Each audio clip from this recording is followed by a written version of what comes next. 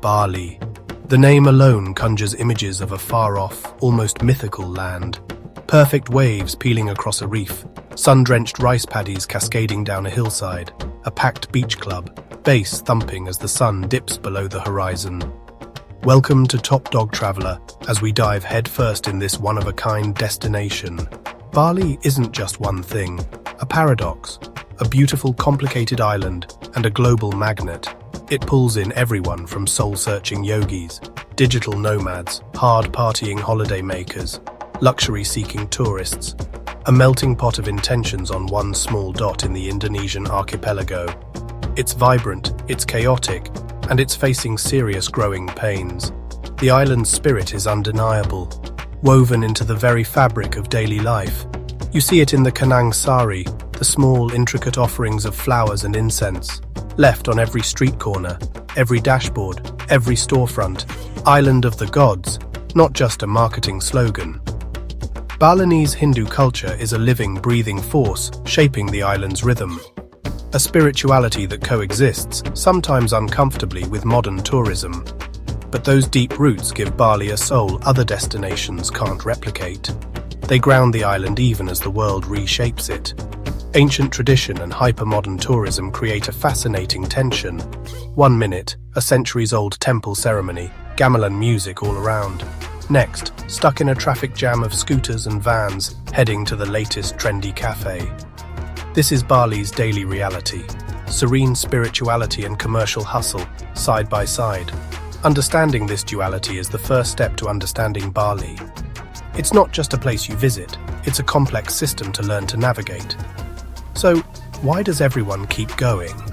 Because in that beautiful chaos, there's an energy that's hard to resist. Feelings of endless possibilities. Let's talk about the good stuff. The things that pull you in and make you dream of booking a one-way ticket. First, the nature. Hiking through misty highlands to the rim of Mount Batur. Mount Batur at sunrise, sky exploding with colour. Trekking dense jungle toward a hidden waterfall like Nung Nung. The sheer power of the waterfall taking your breath away. This is the wild heart of Bali. Tegalalang terraced rice paddies, a sea of unreal green. Get outside, work with the land, connect with something raw. Then there's the adventure. For surfers, Bali is a pilgrimage site. Gentle longboard waves at Batu Bolong, legendary barrels at Uluwatu, paddling out at sunrise with cliffs towering above. But it's not just surfing. Renting a scooter and hitting winding back roads, discovering a quiet village, finding a deserted black sand beach, stopping at a roadside warung for nasi campur. The real adventure, away from curated Instagram spots. And the food. Oh, the food. Not just smoothie bowls. Real Balinese cuisine. Smoky, fragrant baby guling roasting. Satay lilit skewers grilled over coconut husks. Nasi goreng at a plastic table for under $2. Street food to world-class restaurants. A journey of flavour that tells the island's story. Finally, the culture. The spiritual pulse beyond the tourist trail. Tirta Empul purification in holy spring water. The grace of a Legong dancer telling ancient stories. The kindness of locals greeting you with a genuine smile. Look, listen, learn, find depth, art, resilience. This is the true magic of Bali. Now for the other side of the coin. The parts that don't make it into the travel brochures. Let's be honest, Bali is crowded. Canggu, Seminyak, Ubud. The traffic can be soul-crushing. What looks like a 10-minute trip on a map can easily turn into an hour-long ordeal. Scooter gridlock and exhaust fumes. Beaches are often packed. That perfect empty waterfall you saw on Instagram, you'll likely be sharing it with 50 other people. This constant crush of people can wear you down and make it hard to find the peace you might have come searching for.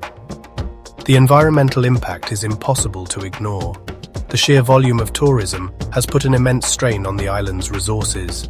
Water shortages are a real and growing problem, especially as new hotels and villas with private pools are built. And then there's the plastic. Despite cleanup efforts, you will see plastic pollution on the beaches, in the waterways. It's a heartbreaking sight, especially when you see it tangled in the mangroves or washing up with the tide. As a visitor, you are part of this ecosystem. Your choices, from the water you use to the waste you produce, have a direct impact. Let's also talk about the commercialization of culture. In some places, it feels like spirituality has been packaged and sold. Yoga classes are packed to the brim. Sound healing sessions can cost a small fortune. There's a performative aspect to the wellness scene that can feel inauthentic. You might find yourself questioning the real motives behind a spiritual experience that comes with a hefty price tag. It's crucial to seek out genuine connection and be mindful of experiences that feel more like a transaction than a true cultural exchange. So, who is Bali for? It's for the adventurer, the person who doesn't mind a bit of chaos, willing to put in the effort to find the magic. If you're a surfer, if you're a diver, if you're a hiker, if you love being in nature, Bali's natural assets are world-class. If you are a cultural explorer, curious about Balinese Hinduism, willing to observe respectfully, for the budget traveler who can live simply, for the digital nomad balancing work and island rhythm, Bali rewards those with an open mind and a patient heart. So who should maybe skip it?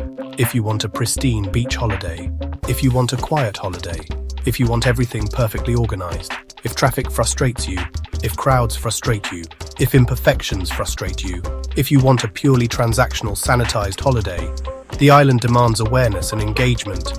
If you come to just take perfect photos, if you come to party hard, if you just come to leave, you may be disappointed and contribute to problems.